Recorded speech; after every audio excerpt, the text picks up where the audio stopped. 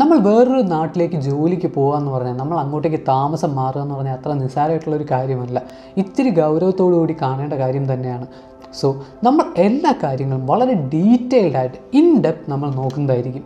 So നിങ്ങൾക്ക് എന്ത് സംശയം ഉണ്ടെങ്കിലും ഈ വീഡിയോയുടെ താഴെ കമൻറ്റ് ചെയ്ത് ചോദിക്കാൻ മടിക്കണ്ട. അതുപോലെ തന്നെ നിങ്ങൾക്ക് ഈ വീഡിയോ യൂസ്ഫുൾ ആയിട്ട് തോന്നുകയാണെങ്കിൽ ഈ വീഡിയോ ലൈക്ക് ചെയ്ത് നമ്മളെ സപ്പോർട്ട് ചെയ്യാനും മറക്കണ്ട. അതുപോലെ തന്നെ ഇനിയും ഇതുപോലത്തെ വീഡിയോസ് കാണാൻ നമ്മുടെ ചാനൽ സബ്സ്ക്രൈബ് ചെയ്യുക. ഓക്കെ, നമുക്ക് വീഡിയോയിലേക്ക് കിടക്കാം. സാധാരണഗതിയിൽ പ്രയോറിറ്റി എടുക്കാത്ത വേറൊരു കാര്യമുണ്ട്. പക്ഷേ എന്നെ സംബന്ധിച്ചിടത്തോളം എൻ്റെ എക്സ്പീരിയൻസ് വെച്ചിട്ട് ഏറ്റവും പ്രയോറിറ്റി കൊടുക്കേണ്ട കാര്യങ്ങളിൽ ഒന്നാണത്. അതെന്താണെന്നല്ലേ? ലാംഗ്വേജ്. നിങ്ങൾ ഏത് രാജ്യത്താണോ ജീവിക്കാൻ പോകുന്നത്, എവിടെയാണോ നിങ്ങൾ ജോലി ചെയ്ത് ജീവിക്കാൻ പോകുന്നത്, ആ രാജ്യത്തെ മെയിൻ ഭാഷ കുറച്ചെങ്കിലും പഠിച്ചിരിക്കണം. ഇംഗ്ലീഷ് മെയിനായിട്ട് സംസാരിക്കുന്ന ഒരു രാജ്യമാണെങ്കിൽ ആ ഒരു രാജ്യത്ത് നമുക്ക് ഇംഗ്ലീഷ് വെച്ച് തന്നെ നമുക്ക് എല്ലാ കാര്യങ്ങളും ചെയ്യാൻ പറ്റും. ആൾക്കാരുമായിട്ട് ഇൻട്രാക്ട് ചെയ്യാനും വർക്ക് ചെയ്യാനാണെങ്കിലും അങ്ങനെ എല്ലാ കാര്യങ്ങളും നമുക്ക് ഇംഗ്ലീഷ് വെച്ച് തന്നെ പറ്റും. പക്ഷേ എല്ലാ രാജ്യങ്ങളും അങ്ങനെയല്ല. യൂറോപ്യൻ യൂണിയനിലുള്ള രാജ്യങ്ങൾ നോക്കുകയാണെങ്കിൽ, ഇപ്പോൾ ജർമ്മനി നോക്കുകയാണെങ്കിൽ അവിടുത്തെ ഭാഷ ജർമ്മനാണ്. സ്പെയിൻ നോക്കുകയാണെങ്കിൽ ഇവിടുത്തെ ഭാഷ സ്പാനിഷാണ്. ഇങ്ങനെയുള്ള രാജ്യങ്ങളിൽ വളരെ കുറച്ച് ആൾക്കാർ മാത്രമേ ഇംഗ്ലീഷ് സംസാരിക്കാറുള്ളൂ. നമ്മളൊരു ഗവൺമെൻറ് ഓഫീസിൽ പോവുകയാണെങ്കിൽ അല്ലെങ്കിൽ ഹോസ്പിറ്റലിൽ പോവുകയാണെങ്കിൽ ഇങ്ങനെയുള്ള എല്ലാ സ്ഥലങ്ങളിലും അവരുടെ ഭാഷയാണ് സംസാരിക്കുന്നത്. അതുപോലെ തന്നെ പുറത്തിറങ്ങുകയാണെങ്കിൽ ആൾക്കാർ സംസാരിക്കുന്നത്, അതുപോലെ പേപ്പർ വർക്ക്സും ഇങ്ങനെയുള്ള കാര്യങ്ങളെല്ലാം അവരുടേതായ ഭാഷയിൽ തന്നെ ആയിരിക്കും. അത് നമുക്ക് ഇംഗ്ലീഷ് വെച്ച് ഒന്നും ചെയ്യാൻ പറ്റത്തില്ല. വളരെ കുറച്ച് ആൾക്കാർക്ക് മാത്രമേ ഇംഗ്ലീഷ് അറിയാവുള്ളൂമായിരിക്കും. പിന്നെ ഇവിടെ ഞാനൊരു കാര്യം സ്ട്രെസ് ചെയ്ത് പറയുകയാണ്. പൊതുവേ ആൾക്കാരുടെ ഇടയിലുള്ള ഒരു തെറ്റിദ്ധാരണയാണ്, ഒരു രാജ്യത്തുള്ള ആൾക്കാർ ഇംഗ്ലീഷ് അറിയില്ല എന്നും പറഞ്ഞ്, ഇംഗ്ലീഷ് ഉപയോഗിക്കുന്നില്ല എന്നും പറഞ്ഞ് ആ ഒരു രാജ്യം ബാക്ക്വേർഡ് ആണെന്നോ ഡെവലപ്ഡ് അല്ല എന്നോ അവിടെയുള്ള ആൾക്കാർക്ക് വിവരമില്ലെന്നോ വിചാരിക്കരുത്. അത് ഒരു വലിയ തെറ്റിദ്ധാരണ മാത്രമാണ്. നിങ്ങൾ ഏത് ഡെവലപ്ഡ് കൺട്രീസ് എടുത്ത് നോക്കിയാലും, ജർമ്മനി ആണെങ്കിലും സ്വീഡൻ ആണെങ്കിലും സ്വിറ്റ്സർലാൻഡ് ആണെങ്കിലും ജപ്പാൻ ആണെങ്കിലും ഇങ്ങനെ ഏത് ഡെവലപ്ഡ് കൺട്രി എടുത്ത് നോക്കുകയാണെങ്കിലും അവിടുത്തെ മെയിൻ ലാംഗ്വേജ് എന്ന് പറയുന്നത് എപ്പോഴും ആ ഒരു ലാംഗ്വേജ്, ആ ഒരു രാജ്യത്തിൻ്റെ ലാംഗ്വേജ് ആയിരിക്കും. എന്നെ സംബന്ധിച്ചിടത്തോളം ഒരു രാജ്യം, ആ ഒരു രാജ്യത്തിൻ്റെ അവിടെയുള്ള ആൾക്കാരുടെ മാതൃഭാഷയ്ക്ക് ഇമ്പോർട്ടൻസ് കൊടുക്കുക എന്ന് പറയുന്നത് വളരെ നല്ല കാര്യം തന്നെയാണ്. നമ്മൾ ഒരു രാജ്യത്ത് പോകുന്ന സമയത്ത് അവിടുത്തെ ഭാഷയും അവിടുത്തെ കൾച്ചറും പഠിച്ച് നമ്മൾ അവരുമായിട്ട് അഡാപ്റ്റ് ആവുകയാണ് വേണ്ടത്. സോ നിങ്ങൾക്ക് ജർമ്മനിയിൽ ജോലി കിട്ടിയേ പറ്റുള്ളൂ എന്നാണെങ്കിൽ നിങ്ങൾ കുറച്ച് ജർമ്മൻ ലാംഗ്വേജ് പഠിക്കുക. അങ്ങനെ ഫ്ലുവൻ്റ് ആയിട്ട് എല്ലാ കാര്യങ്ങളും പഠിക്കണമെന്നല്ല, കുറച്ച് ബേസിക് ആയിട്ടുള്ള കാര്യങ്ങൾ അറിഞ്ഞിരിക്കുക. ഇത് നിങ്ങൾക്ക് ഇൻ്റർവ്യൂവിൻ്റെ സമയത്തും വളരെ ഹെൽപ്ഫുൾ ആയിരിക്കും. മാത്രമല്ല ഇൻ്റർവ്യൂവിൻ്റെ സമയത്ത് ഇതൊരു പ്ലസ് പോയിൻറ്റും കൂടെയാണ്. പിന്നെ നിങ്ങൾക്ക് ഏത് രാജ്യത്തോട്ടാണോ പോകേണ്ടത് അവിടെയുള്ള ലീഗൽ ഫ്രെയിം വർക്ക്സ് പഠിക്കുക, അവിടെയുള്ള വിസ പ്രോസസ്സ് പഠിക്കുക, ഏതൊക്കെ കാറ്റഗറിയിലുള്ള ആൾക്കാർക്ക്, ഏതൊക്കെ ജോബ് കാറ്റഗറിയിലുള്ള ആൾക്കാർക്ക് ഏതൊക്കെ ടൈപ്പ് വിസയാണ് കൊടുക്കുന്നത്. അപ്പോൾ ഇങ്ങനെയുള്ള കാര്യങ്ങൾ പഠിക്കുക. ഇതിനെപ്പറ്റി ഞാൻ ഡീറ്റെയിൽഡ് ആയിട്ട് പറഞ്ഞുതരാം. അതുപോലെ ശ്രദ്ധിക്കേണ്ട വേറൊരു കാര്യമാണ് eligibility criterias and technical skills. നമ്മൾ ചില രാജ്യത്തോട്ട് പോകുന്ന സമയത്ത് സർട്ടൺ കണ്ടീഷൻസ് നമ്മൾ സാറ്റിസ്ഫൈ ചെയ്യേണ്ടി വരും. ഒരു എക്സാമ്പിൾ പറയുകയാണെങ്കിൽ ഇപ്പോൾ കാനഡയിലോട്ട് PR എടുത്ത് പോകാനാണെങ്കിലും ഇപ്പോൾ UK പോകാനാണെങ്കിലും IELTS സർട്ടിഫൈഡ് ആവേണ്ടി വരും. അതുപോലെ തന്നെ ചില രാജ്യങ്ങളിൽ ചില കാറ്റഗറി ജോബ്സിന് വേണ്ടിയിട്ട് ചില സർട്ടിഫിക്കേഷൻസ് വേണ്ടി വരും. ഇങ്ങനെ ഓരോ രാജ്യത്തും ഓരോ റിക്വയർമെൻറ്റ്സ് പറയും. ഇങ്ങനെയുള്ള കാര്യങ്ങൾ നമ്മൾ നേരത്തെ പഠിച്ചു വയ്ക്കുക. നിങ്ങൾ ആ ഒരു കാറ്റഗറിയിൽ വരികയാണെങ്കിൽ ആ ഒരു കണ്ടീഷൻ സാറ്റിസ്ഫൈ ചെയ്യാൻ വേണ്ടി എന്തൊക്കെ ചെയ്യാൻ പറ്റുമോ അങ്ങനെയുള്ള കാര്യങ്ങൾ എല്ലാം ചെയ്യുക. അതുപോലെ തന്നെ നമ്മുടെ എഡ്യൂക്കേഷണൽ സർട്ടിഫിക്കറ്റ്സ്, നമ്മുടെ 10th സർട്ടിഫിക്കറ്റ്, അതുപോലെ തന്നെ +2 certificate, degree certificate, marriage certificate, അങ്ങനെ ഇന്ത്യ ഇഷ്യൂ ചെയ്ത സർട്ടിഫിക്കറ്റ് വേറൊരു രാജ്യം അക്സെപ്റ്റ് ചെയ്യണമെങ്കിൽ, വേറൊരു രാജ്യത്തിൻ്റെ എംബസി അക്സെപ്റ്റ് ചെയ്യണമെങ്കിൽ ചിലപ്പോൾ ആ ഒരു രാജ്യത്തിൻ്റെ എംബസിയുടെ അറ്റസ്റ്റേഷൻ വേണ്ടി വരും. ഹേഗ് കൺവെൻഷൻ എന്ന് പറയുന്ന ഒരു കൺവെൻഷനുണ്ട്. ഒരുപാട് രാജ്യങ്ങൾ ചേർന്നിട്ടുള്ള ഒരു ഗ്രൂപ്പാണ്. ഇന്ത്യയും അതിലൊരു മെമ്പറാണ്. അപ്പോൾ ഈ സർട്ടിഫിക്കറ്റ്സ് ഈ ഹേഗ് കൺവെൻഷനിലുള്ള ഏതെങ്കിലും ഒരു രാജ്യം അക്സെപ്റ്റ് ചെയ്യണമെങ്കിൽ അപ്പോസ്റ്റിൽ എന്ന് പറയുന്ന ഒരു അറ്റസ്റ്റേഷനുണ്ട്, ഒരു ഹേഗ് അറ്റസ്റ്റേഷനാണ്.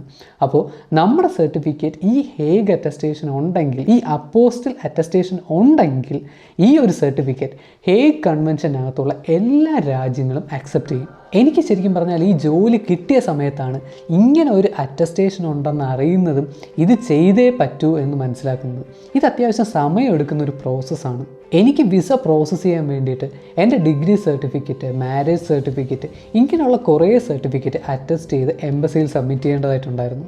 പക്ഷേ കമ്പനി വെയിറ്റ് ചെയ്യാൻ റെഡി ആയിരുന്നു, അതുകൊണ്ട് വേറെ ഇഷ്യൂസ് ഒന്നും ഇല്ലായിരുന്നു.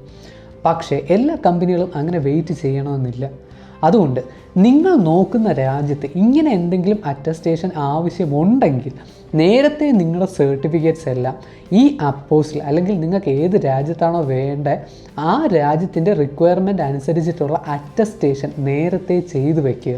പിന്നെ നിങ്ങൾ ചെയ്യുന്ന ജോലി അല്ലെങ്കിൽ നിങ്ങൾ പോകുന്ന രാജ്യം ഇതിനെ പറ്റിയുള്ള ന്യൂസസ് എപ്പോഴും കണ്ടിന്യൂസ് ആയിട്ട് അപ്ഡേറ്റ് ചെയ്തുകൊണ്ടിരിക്കുക. കാരണം ഇന്നത്തെ റൂൾസ് ആയിരിക്കത്തില്ല നാളെ ഉണ്ടാവുക.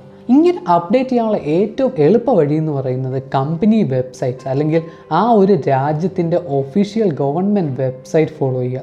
അല്ലെങ്കിൽ ഈ രാജ്യങ്ങളുടെ അല്ലെങ്കിൽ കമ്പനിയുടെ ട്വിറ്റർ അക്കൗണ്ട്സ് അല്ലെങ്കിൽ social media accounts, Instagram accounts, Facebook account ഇങ്ങനെയുള്ള അക്കൗണ്ട്സ് ഫോളോ ചെയ്യുക. അതുപോലെ തന്നെ ഫണ്ടിൻ്റെ കാര്യം നമ്മൾ നേരത്തെ പറഞ്ഞായിരുന്നു അല്ലേ, ഒരു കമ്പനിയിൽ ജോലി കിട്ടിയിട്ടാണ് അങ്ങോട്ട് പോകുന്നതെങ്കിൽ നമ്മുടെ ഓൾമോസ്റ്റ് എല്ലാ ചിലവുകളും കമ്പനി തന്നെ നോക്കുമെന്ന്. ആ പറഞ്ഞതിൽ തെറ്റില്ല. പക്ഷേ ചില സമയങ്ങളിൽ നമ്മൾ ആദ്യം പേ ചെയ്തിട്ട് നമ്മൾ ആ ഒരു റെസീപ്റ്റ് കൊണ്ട് കൊടുക്കുമ്പോഴായിരിക്കും കമ്പനി നമുക്ക് തിരിച്ച് റീഫണ്ട് ചെയ്യുന്നത്. പിന്നെ ചില റെയർ കേസസിൽ ഫസ്റ്റ് മന്ത് സാലറിയുടെ കൂടെ ആയിരിക്കും ഈ എമൗണ്ട് എല്ലാം കൂടെ ഒരുമിച്ച് നമുക്ക് തരുന്നത്. അപ്പോൾ അങ്ങനെ വരുന്ന സിറ്റുവേഷൻസ് നമുക്ക് നമ്മുടെ കയ്യിൽ കുറച്ച് ഫണ്ട്സ് കരുതിയിരിക്കുന്നത് നല്ലതാണ്. ജോലിക്ക് അപ്ലൈ ചെയ്ത് ജോലി കിട്ടി നമ്മൾ വേറൊരു രാജ്യത്തോട്ട് പോകുന്ന സമയത്തുണ്ടാകുന്ന മെയിനായിട്ടുള്ള ചിലവുകളെന്ന് പറയുന്നത്, ഒന്ന് ഫ്ലൈറ്റ് ടിക്കറ്റ്, നമ്മുടെ നാട്ടിൽ നിന്നും പുതിയ രാജ്യത്തേക്ക് പോകാൻ വേണ്ടിയിട്ടുള്ള ഫ്ലൈറ്റ് ടിക്കറ്റ്. രണ്ട്, നമ്മൾ നേരത്തെ സർട്ടിഫിക്കറ്റ് അറ്റസ്റ്റേഷൻ്റെ കാര്യം പറഞ്ഞായിരുന്നു അല്ലേ. ഈ സർട്ടിഫിക്കറ്റൊക്കെ പെട്ടെന്ന് അറ്റസ്റ്റ് ചെയ്ത് തരാൻ വേണ്ടിയിട്ട് ഒരുപാട് ഏജൻസീസും കാര്യങ്ങളും ഉണ്ട്. അപ്പോൾ ആ ഏജൻസീസ് കൊടുക്കാനുള്ള ഫീസ്. പിന്നെ സാധാരണഗതിയിൽ കമ്പനി തന്നെയായിരിക്കും പെർമിറ്റും വിസയും അപ്ലൈ ചെയ്യുന്നതും അതിൻ്റെ കാര്യങ്ങളെല്ലാം ഡീൽ ചെയ്യുന്നത്. ചില രാജ്യങ്ങളിൽ പെർമിറ്റ് കമ്പനി എടുത്തു തരും, വിസ ചിലപ്പോൾ നമ്മുടെ സൈഡിൽ നിന്നായിരിക്കും അപ്ലൈ ചെയ്യുന്നത്, ചിലപ്പോൾ അങ്ങനെ അപ്ലൈ ചെയ്യാൻ പറ്റുള്ളൂമായിരിക്കും. അങ്ങനെയുള്ള സിറ്റുവേഷൻസിൽ നമ്മുടെ നാട്ടിലുള്ള ആ രാജ്യത്തിൻ്റെ എംബസിയിൽ പോയി നമ്മൾ വിസയ്ക്ക് അപ്ലൈ ചെയ്യേണ്ടി വരും. അപ്പോൾ ആ എംബസിയിലോട്ടുള്ള യാത്രാ ചിലവ്, അതുപോലെ തന്നെ ഈ വിസയ്ക്ക് അപ്ലൈ ചെയ്യുന്ന ഫീസ്, ഇതും നമ്മുടെ കയ്യിൽ നിന്ന് പോകാൻ ചാൻസ് ഉണ്ട്. ഇങ്ങനെയുള്ള കുറച്ച് എമൗണ്ട് ചിലപ്പോൾ നമ്മുടെ കയ്യിൽ നിന്ന് ആദ്യം സ്പെൻഡ് ചെയ്യേണ്ടി വരും. പക്ഷേ ഈ ഒരു എമൗണ്ട് നമ്മൾ ആ ഒരു നാട്ടിൽ പോയി ജോലിക്ക് കയറുന്ന സമയത്ത് അത് തിരിച്ച് നമുക്ക് കിട്ടും, റീഇംബേഴ്സ് ചെയ്യും. അതുകൊണ്ട് ഇങ്ങനെയുള്ള കുറച്ച് ഇനിഷ്യൽ എക്സ്പെൻഡിച്ചേഴ്സിന് വേണ്ടിയിട്ട് കുറച്ച് എമൗണ്ട് നമ്മൾ ആദ്യമേ സേവ് ചെയ്ത് മാറ്റി വെച്ചിരിക്കുന്നത് എപ്പോഴും നല്ലതാണ്. പിന്നെ ഈ ഒരു കാര്യത്തിന് ഇറങ്ങിത്തിരിക്കുകയാണെങ്കിൽ നമുക്ക് ഏറ്റവും അത്യാവശ്യമായിട്ട് വേണ്ട ഒരു കാര്യം എന്ന് പറയുന്നത് ക്ഷമയാണ്. നമ്മൾ ഇന്നൊരു ജോലിക്ക് അപ്ലൈ ചെയ്യുകയാണെങ്കിൽ അതിൻ്റെ റെസ്പോൺസ് നാളെ വരുമെന്നോ അടുത്ത ആഴ്ച വരുമെന്നോ നമ്മൾ പ്രതീക്ഷിക്കാനേ പാടില്ല. ഇപ്പോൾ എൻ്റെ കേസ് നോക്കുകയാണെങ്കിൽ എനിക്ക് മാച്ചായിട്ട് തോന്നുന്ന ഒരുപാട് ജോബ് പോസ്റ്റിൽ ഞാനിങ്ങനെ കണ്ടിന്യൂസ് ആയിട്ട് അപ്ലൈ ചെയ്യുന്നുണ്ടായിരുന്നു. അങ്ങനെ എനിക്കിപ്പോൾ കിട്ടിയ ജോലിയുടെ ആപ്ലിക്കേഷൻ കഴിഞ്ഞ് 1-2 ആഴ്ച കഴിഞ്ഞിട്ടാണ് എനിക്ക് ഫസ്റ്റ് ഇമെയിൽ വന്നത്. മെഡ്രിഡിലേക്ക് റീലൊക്കേഷന് താല്പര്യം ഉണ്ടോ എന്ന് ചോദിച്ചൊരു മെയിൽ വന്നു. ഞാൻ താല്പര്യം ഉണ്ടെന്ന് പറഞ്ഞ് റെസ്പോൺസ് അയച്ചു. അതും കഴിഞ്ഞ് 2 ആഴ്ച കഴിഞ്ഞിട്ടാണ് പിന്നെ ഫസ്റ്റ് റൗണ്ട് ഇൻ്റർവ്യൂ വന്നത്.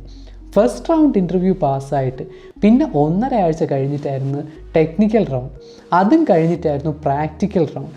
അതും കഴിഞ്ഞ് 2-3 ആഴ്ച കഴിഞ്ഞപ്പോഴായിരുന്നു അടുത്ത റൗണ്ട്. അതും കഴിഞ്ഞായിരുന്നു ഏറ്റവും ഫൈനൽ റൗണ്ട്. ശരിക്കും പറഞ്ഞാൽ അപ്ലൈ ചെയ്തത് തൊട്ട് ഫൈനൽ റിസൾട്ട് ഓഫർ ലെറ്റർ കിട്ടാൻ വേണ്ടിയിട്ട് ഏകദേശം 1.5-2 മാസം എടുത്തായിരുന്നു. പക്ഷേ ഇതിൻ്റെ ഓഫർ ലെറ്റർ കിട്ടിയ ആ ഒരു ദിവസമാണ് ഈ ജോബ് പോസ്റ്റിന് അപ്ലൈ ചെയ്തതിന് പാരലായിട്ട് ഞാൻ വേറൊരു ജോലിക്ക് അപ്ലൈ ചെയ്തിട്ടുണ്ടായിരുന്നു. അതിൻ്റെ ഫസ്റ്റ് റൗണ്ട് ഇൻ്റർവ്യൂവിന് കോൾ വന്നത്. അതുപോലെ തന്നെ ഇൻ്റർവ്യൂ കഴിഞ്ഞു, നമ്മൾ ഇൻ്റർവ്യൂ പാസ്സായി, നമുക്ക് ജോലി കിട്ടി, ഓഫർ ലെറ്റർ കിട്ടി, കോൺട്രാക്റ്റ് സൈൻ ചെയ്തു. അത് കഴിഞ്ഞാൽ നമുക്ക് അടുത്ത ആഴ്ച അല്ലെങ്കിൽ അതിൻ്റെ അടുത്ത ആഴ്ച നമുക്ക് ആ ഒരു രാജ്യത്തേക്ക് പോകാൻ പറ്റും എന്നും വിചാരിക്കേണ്ട. ഇതിൻ്റെ ഇടയിൽ ഒരുപാട് പ്രോസസ്സ് ഉണ്ട്. കമ്പനിയുടെ സൈഡിൽ നിന്ന് പെർമിറ്റിന് വേണ്ടിയിട്ട് അപ്ലൈ ചെയ്യുക. ആ പെർമിറ്റ് വന്നിട്ട് ആ പെർമിറ്റ് വെച്ചിട്ടായിരിക്കും ചിലപ്പോൾ കമ്പനി വിസയ്ക്ക് അപ്ലൈ ചെയ്യുന്നത്, അല്ലെങ്കിൽ ആ പെർമിറ്റ് നമുക്ക് അയച്ചു തരും. അത് വെച്ചിട്ടായിരിക്കും നമ്മുടെ സൈഡിൽ നിന്ന് നമ്മൾ വിസയ്ക്ക് അപ്ലൈ ചെയ്യുന്നത്. അപ്പോൾ ഈ പ്രോസസ്സിൻ്റെയൊക്കെ സമയത്ത് ഇവർക്ക് വേണ്ട സർട്ടിഫിക്കേഷൻസും അറ്റസ്റ്റേഷൻസും നമ്മുടെ സർട്ടിഫിക്കറ്റിൽ ഉണ്ടെങ്കിൽ ഈ കാര്യങ്ങളെല്ലാം കുറച്ചുകൂടെ സ്പീഡിൽ നടക്കും. അതുകൊണ്ടാണ് ഇങ്ങനെയുള്ള റിക്വയർമെൻറ്റ്സ് എല്ലാം നമ്മൾ നേരത്തെ നോക്കി വയ്ക്കണമെന്ന് ഞാൻ കുറച്ച് മുമ്പ് പറഞ്ഞത്. സോ ഒരു ജോലിക്ക് അപ്ലൈ ചെയ്തിട്ട് അവരുടെ റെസ്പോൺസ് വന്നിട്ട് അടുത്ത ജോലിക്ക് അപ്ലൈ ചെയ്യാം എന്ന് വിചാരിച്ചിരിക്കരുത്. മാക്സിമം നിങ്ങൾക്ക് മാച്ച് ആവുമെന്ന് തോന്നുന്ന എല്ലാ ജോബ് പോസ്റ്റിനും നേരത്തെ പിടിച്ച് അപ്ലൈ ചെയ്യുക. ഇനി നിങ്ങൾ ഒരു ജോലിക്ക് അപ്ലൈ ചെയ്തു, കുറച്ച് നാൾ കഴിഞ്ഞപ്പോഴത്തേക്കും അവർ ഇൻ്റർവ്യൂവിന് സെലക്ട് ചെയ്തു, ഇൻ്റർവ്യൂ മെയിൽ വന്നു, നിങ്ങൾ ഇൻ്റർവ്യൂ അറ്റൻഡ് ചെയ്തു, നിങ്ങൾ നല്ല രീതിയിൽ ഇൻ്റർവ്യൂ അറ്റൻഡ് ചെയ്തു, പക്ഷേ നിങ്ങൾക്ക് ജോലി കിട്ടിയില്ല, അല്ലെങ്കിൽ നിങ്ങൾക്ക് നേരെ ഇൻ്റർവ്യൂ അറ്റൻഡ് ചെയ്യാൻ പറ്റിയില്ല, നിങ്ങൾക്ക് ജോലി കിട്ടിയില്ല. അതോർത്ത് നിങ്ങൾ വിഷമിക്കാൻ പാടില്ല. ഇതൊരു എക്സ്പീരിയൻസ് ആയിട്ട് എടുക്കാവൂ. ഓരോ ഇൻ്റർവ്യൂസ് നിങ്ങൾ അറ്റൻഡ് ചെയ്യുന്ന സമയത്ത് പുതിയതായിട്ട് ഒരുപാട് കാര്യങ്ങൾ പഠിക്കും. ഈ കാര്യങ്ങൾ പഠിച്ച് നിങ്ങൾ തന്നെ ഇമ്പ്രൂവ് ചെയ്യുക. ഒന്നോർക്കുക, നമ്മൾ ഗ്ലോബൽ ടാലൻസുമായിട്ടാണ് കോമ്പീറ്റ് ചെയ്യാൻ പോകുന്നത്.